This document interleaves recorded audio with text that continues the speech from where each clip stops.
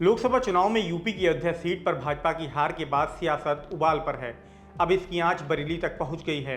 श्री कल्की धाम संभल के पीठाधीश्वर आचार्य प्रमोद कृष्णम की अयोध्या में भाजपा की हार को लेकर एक समाज के खिलाफ की गई आपत्तिजनक टिप्पणी के बाद मामला तूल पकड़ गया है। आक्रोशित समाज ने बुधवार को एसएसपी से उनके खिलाफ कार्रवाई की मांग करी है। नमस्कार, मेरा नाम है अभिनव रस्तोगी और आप लोग देख रहे हैं द लीडर हिंदी। आइए पहले आपको आचार्य प्रमोद कृष्णम का अयोध्या सीट पर भाजपा की हार को लेकर दिया गया बयान और सोशल मीडिया प्लेटफॉर्म एक्स पर की गई टिप्पणी दिखाते हैं। फिर आपको बताएंगे कि उनकी टिप्पणी पर समाज के लोगों ने रोष व्यक्त करते हुए क्या कहा है। सवाल इस बात का है कि अयोध्या वासियों को ये समझना चाहिए था कि भाई इतना लंबा संघर्ष, इतनी लंबी लड़ाई के बाद सनातन धर्म के मानने वालों को ये गौरव हासिल हुआ है कि अयोध्या में भगवान राम का भव्य मंदिर बना है। तो वहां से बीजेपी का हारना बड़ा आश्चर्यजनक था। लेकिन फिर मैंने सोचा कि जब भगवान राम थे तब भी वहां मंथरा भी थी, कैकेयी भी थी और सीता मैया को वनवास दिलाने वाला वो व्यक्ति भी था।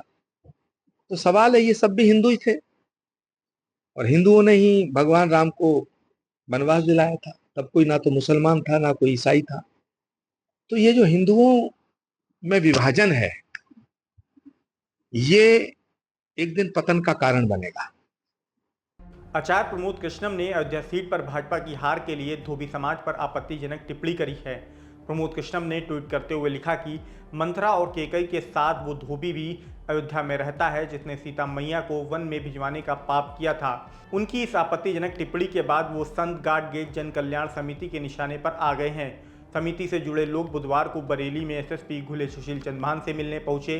शिकायती पत्र देते हुए उन पर मुकदमा दर्ज करने की मांग करी है। आइए आपको दिखाते हैं कि एसएसपी ऑफिस पहुंचे समिति की अशोक चौधरी ने प्रमोद कृष्णम की टिप्पणी पर क्या कहा है। मेरा नाम अशोक चौधरी। क्या मामला है, क्या कहा है?